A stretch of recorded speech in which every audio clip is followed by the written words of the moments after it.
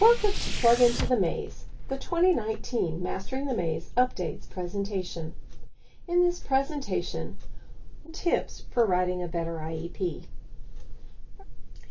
Now, let's look at some ways to write a better IEP, some things to consider and think about. As we look at our IEP, we first will look at the strengths of the student. That's the first section on the profile page. IEP goals that are built around the strengths of the student help the student make progress.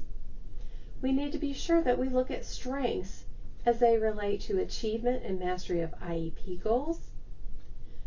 Also, we want to work on weaknesses based upon strengths. Helping students to identify their strengths can lead to self-awareness and self-advocacy. We also need to remember that we need to look at academic, functional, developmental, and behavioral strengths, not just social or behavioral strengths.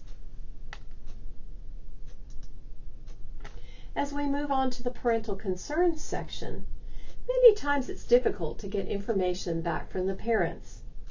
While developing your draft IEP, you will want to send home a questionnaire or survey where the parents can express any concerns they might have regarding their child's education.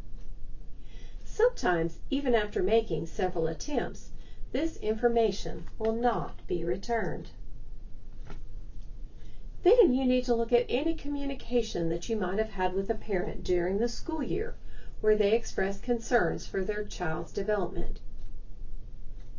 The information could be something such as a positive comment the parent makes during a meeting or something that was discussed earlier. You never want to put no concerns or NA.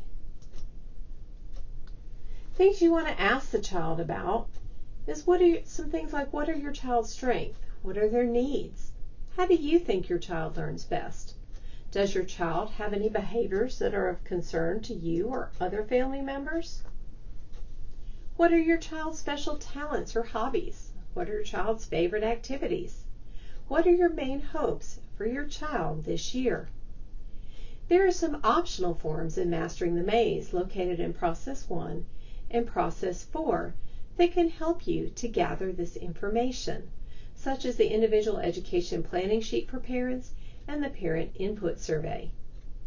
If, after several attempts, you still cannot get any parental concerns, please document these attempts under the Parental Concerns section of the IEP. Next, we'll look at results of the most recent evaluations. We want to write this information in terms that the parent can understand. We want to let them know how the student's reading and math assessment scores compare to other student scores in his or her grade level. For instance, a Scantron report that just says a student made a scaled score of 2,645 has no meaning for anyone who is not familiar with the Scantron. Parents would not have an idea of what that actually means for the student. Results of the most recent evaluations can have information gathered from reading assessments, math assessments, achievement test results if they're recent, curriculum-based assessments, teacher and text tests, data collection, state assessments, teacher observations, grades, progress monitoring data. So if you're doing an intervention program, for example, you can take that progress monitoring data and explain it in the results of the most recent evaluation. The 2019 Mastering the Maze updates. We appreciate you taking the time to view our presentation.